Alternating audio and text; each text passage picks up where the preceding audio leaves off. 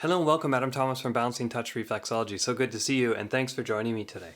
I just wanted to share a little story with you and also a little question. Can you overwork the feet when doing reflexology?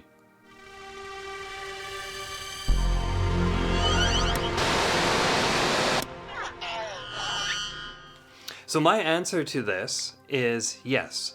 And I'm just going to share a little story with you in a second. But when I was learning reflexology, my teacher said, look for these signs, and you've known that, if you go past those points or those signs, you may overwork the foot and the client may not feel good after the session. They might have a bit of I guess you can call it a healing crisis, right?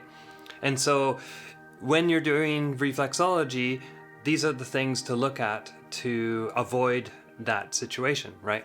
So I was like, oh, okay, interesting, yeah. And I never really had a personal experience for it until I had these sandals, okay? So I was wearing these sandals, I was taking reflexology, of course, and so I thought, oh, we need stimulation on our feet all the time, let's work on my feet as much as possible. And so I had these little sandals, and I'm sure you've seen them before, but they're I don't have them anymore, but sandals with a bunch of little knobby things that stick up, right? Like basically like really thick carpet, right? Really big, thick carpet, but they were rubber, right? They're little stimulated points that go all over your foot. So when you walk, it's stimulating all the reflexes in your foot. And after I had been wearing these for like a week or two, I just felt kind of heavy. My whole body felt kind of heavy, and I was having a bit of time, focusing was difficult. What else was there? My feet were getting really hot all the time, like the top of my feet, and I'm known for having, kind of cold hands and warm feet, so I have to, before my client, I'll go wash my hands, but really, of course I'm washing my hands, but I'm also warming up my hands as much as I can because I tend to have colder hands. And then once I start working, I get heated up, and then it's all good that way. But if I just jump right in, especially in the wintertime, my fingers are ice cold, right? Not so good when you're trying to relax somebody in your session, right? But anyway, so it was kind of weird that my feet were getting hot. And so I went to I mentioned this at a lunch break or something with my reflexology teacher, and she's like, well, you're getting too much stimulation on your feet. And I'm like, what? You can stimulate your feet too much? This is kind of odd. And as it turned out, yes, you can. And so she, I kind of, the information that she told me before that kind of slipped through my mind, and, some of it stayed there because I can remember it, but really started to solidify because I was like, oh, okay, so these signs, when you're working on somebody who's under, maybe a lot of stress or hasn't had reflexology before, or are doing a whole bunch of other type of exercises or things like that, working on themselves, their body can get a little bit overwhelmed, right? And so I wanted to share with you, it's basically one sign of how you know that you've basically, the reflexology session is done as far as stimulating all the points. And that is when you're working on the feet and you're doing your whole little routine and stuff, and in another video I talked about how many times you do it, and we talked about the rule of thirds, so if you haven't seen that video, go check it out. I'll leave it in the description below. And when we work on the feet and then work it again and then we come back to maybe some areas that might need some more work, that's a lot of pointed, focused attention on the feet, which a lot of people, they stick their feet in shoes that are super cushioning, and they don't get the stimulation that their feet are used to, right? As kids, if you look at kids' feet, they're running around over all types of surfaces. They're not going ouch, ouch, ouch when they walk on a little bit of a rough surface, right? They just run across it and it doesn't bother them at all. But, as we get accustomed to wearing, name brand shoes and things like that, which has a lot more cushioning and all this stuff, our feet just doesn't get the stimulation. We walk on surfaces that are all flat, and stairs are even flat even though they're going up, but everything is flat, flat, flat.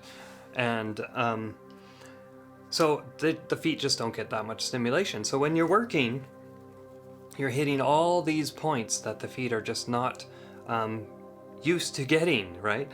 And so it can overwhelm the system, overwhelm the body. There's lots of circulation and stuff that starts flowing, and it's just something you're not used to, right? Kind of like as I'm getting older, and if I do a headstand suddenly, which I haven't done, and then I try and get out of the headstand and stand up, like the blood circulation isn't used to doing that, and so it's my body doesn't reset as fast as it used to, right? So kind of the same idea there. But what is the indication, right? And it's simple. When you're working and the foot is not sweaty, right? You've been working on it and you don't feel any sweat, and then suddenly you get kind of a cold, or it can be a warm sweat as well, but I find that it tends to be more of like a cold sweat type thing come over the foot. Then I know, okay, this person probably has had enough point stimulation. And so then what I'll do is I'll switch to doing more bigger movement and stretching exercises on their feet, rather than the pointed focused attention on the reflexes, right?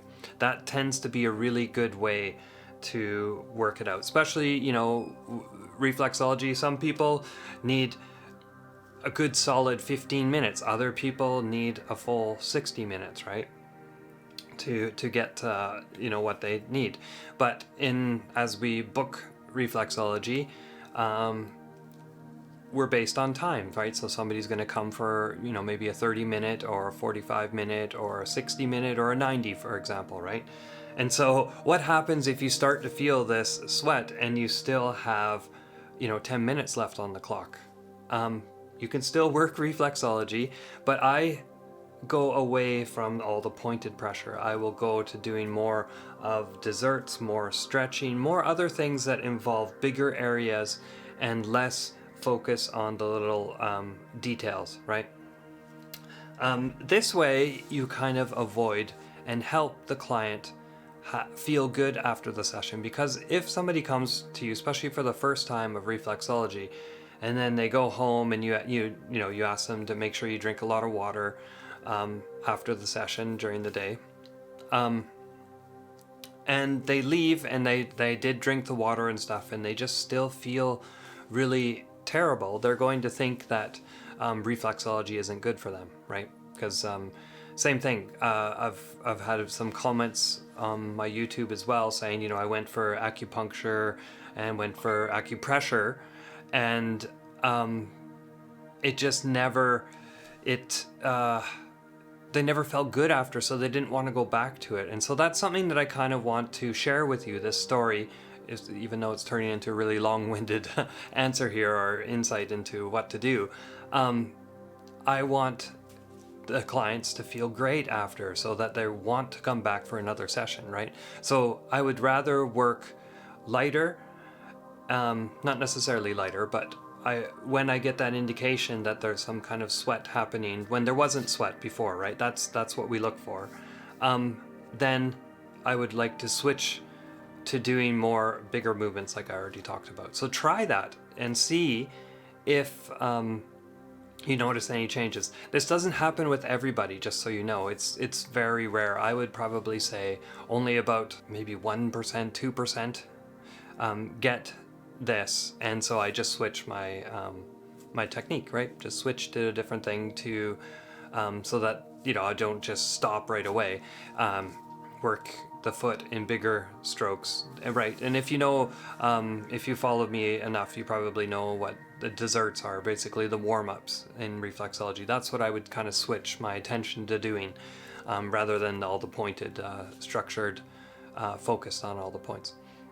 So yeah, hopefully that helps. Just to sum up really quickly, if you're working on somebody, especially for the first time, or maybe you have a client and you've booked sort of 3 sessions, something like that, and you know you're going to be working with them, just really be aware of this so that you can, you know, work the next session, right, and the next session after that, and not have them, you know, feel that reflexology isn't good for them because they felt bad afterwards. So this is a good way to avoid it. So again, what you're looking for is when you're working on the feet and the feet weren't sweaty or anything like that, and then you notice that they get a bit sweaty, stop doing the focused reflexes and go into doing more desserts, more bigger movements. That would be a suggestion.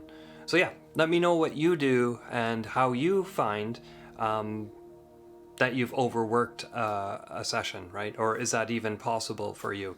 For myself, having that sandal experience, and then also listening to the wise words of my teacher, and putting those two together, it really has helped me. And it doesn't pop up a lot, like I said, but I have had a couple people that right away I did notice that they had that kind of cold sweat come up, and so I switched, and then they felt still good after the session. So I don't know, maybe I should have done a study to push it a bit and see if they felt terrible, but I don't want people feeling terrible at the end of a reflexology session if I can avoid it. So there you go, hopefully that helps, and yeah, until next time, remember to keep those feet happy. Bye bye. Let me know what you thought of this video by leaving a comment below. Any type of feedback can be useful. If you like this video, you can give it a thumbs up. And if you found it useful, feel free to share it with anybody who might be interested. Make sure that you have subscribed to this channel if you haven't already. And make sure that you hit, or better yet, step on that bell icon so you know when the next video is coming out. And if you have some more time, why don't you check out some other videos. Till next time, this is Adam Thomas from balancingtouch.ca.